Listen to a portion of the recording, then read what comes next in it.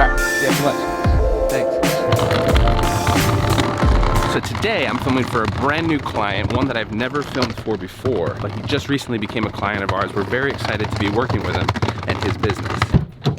So a lot of people ask me, you know, when you're producing content for a company, it's like, how do you know what to film if you don't know what the deliverable is? Because a lot of the time when we film for companies like this, we don't always know what the deliverable is when we're filming.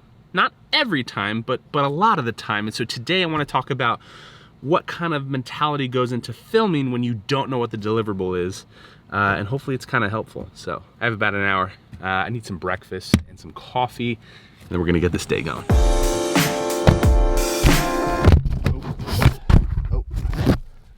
Oh boy, that dropped it. Okay.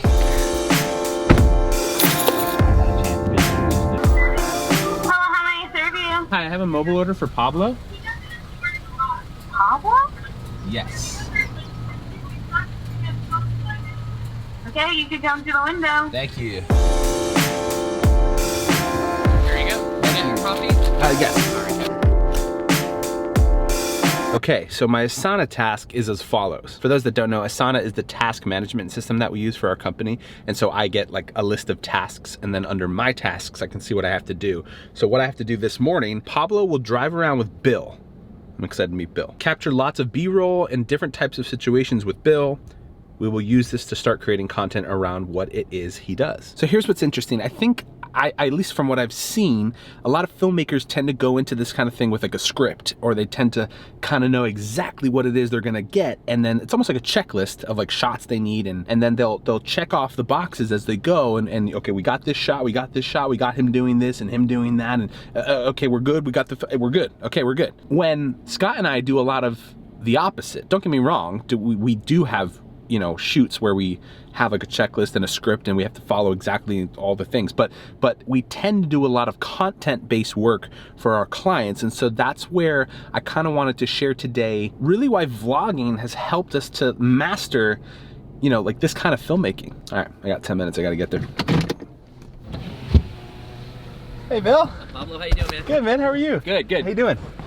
It's kind of a tight Okay. area, so kind of anywhere you can find Is okay? would be great. Anywhere's fine? I would say the only place are the spots that are now available, which are right in front of the store. But no, I can go like back corner over there? Absolutely. Is that okay? Yeah. Cool, and I'll meet you right here? Okay. All right, thanks. All right, I'm excited, let's do this.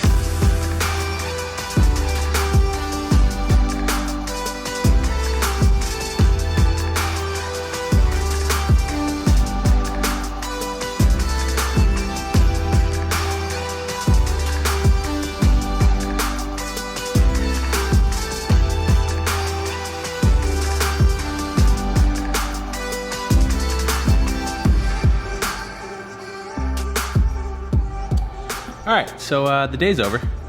Mind focus? It was a good day. It was a really good day. It was a full day. It was a lot of shooting, a lot of editing, a lot of the things, you know? You like my new shirt? I got it at a thrift store for $2. Or I think maybe $1, I forget. Anyway, what I wanted to just talk about today was just the fact that like, I do feel like, obviously, like I just talked about that, it's weird when you're like, see, when you vlog, it's kind of weird because like sometimes you say something in the morning and then like hours go by and like you forgot kind of what you said, but you want the conversation to keep going. It's interesting. But anyway, really what I'm trying to say is that basically, you know, when a lot of filmmakers that I talk to usually have like a script or a to-do list or like something that they need to do exactly to a T.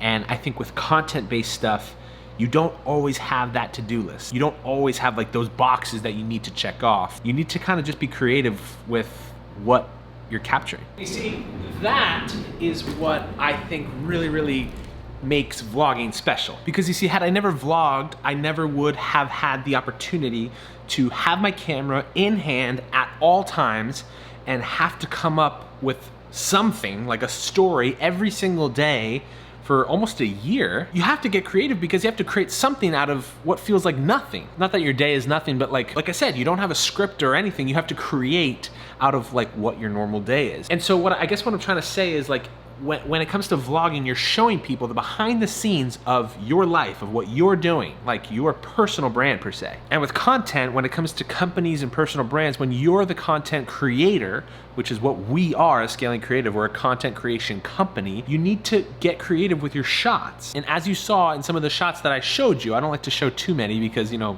I want to make sure the client gets their stuff first before anybody else does. But I just wanted to show you and give you an idea of what kind of stuff I was thinking, because the entire time I was with the customer, I was thinking of every single possible way that I can show our customers' clients what they do. Every single possible angle, focal length, all the things. I was trying to figure out as many ways as possible to show them, the people that are gonna be watching, our clients' target audience are gonna be watching to see what it is that this company does. And so the entire time I was trying to use my creativity similar to when I used to vlog every day, and I kind of still do. Not every day, I definitely don't do it every day, but I do it a lot still. But I got super creative when I was vlogging of like different angles and ways that I could do it.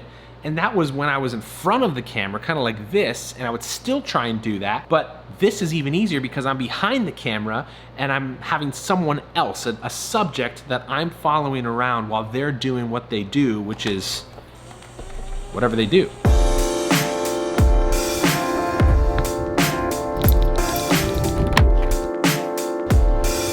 Okay, so there's a couple things you want to keep in mind when it comes to this kind of filming. One, think focal length. You want to think about the different distances that you're filming from when it comes to filming some subject. It's very similar to a movie. You've noticed that they do a lot of sequence stuff where some shots are farther away, some are closer, some are in between that, and different types of focal lengths and distances. So it's just important to remember to treat it like a movie no matter what you're doing. Get different sequence shots, have the subject or the person do things over so that you can literally show the same thing happening from multiple angles. Number two, in that same vein but kind of differently, you want to also have a variation of different styles of shooting. So you want to obviously have some still shots where you're still and then things in the shot are moving, whether it be the subject or the person or background movement or whatever it may be. But you also want to have a nice variety of like handheld movement and gimbal movement and different types of shots where maybe you're moving and the subject is still, or the subject's also moving with you to create some type of like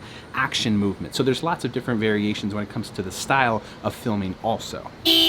That was my wife. And number three, most importantly, I know the saying is less is more. That is not the case when you're filming content. More is more when it comes to filming content. So constantly be filming, constantly be shooting, never stop. And even if your subject thinks it's awkward or whatever, that doesn't matter. What matters is that you're filming them do what they do naturally. But you have to continue to film. You can't just stop and be talking and be like enjoying them. That's not the point. If you're hired, you want to keep filming, constantly be filming all the time so that you're getting everything. More is more when it comes to filming content.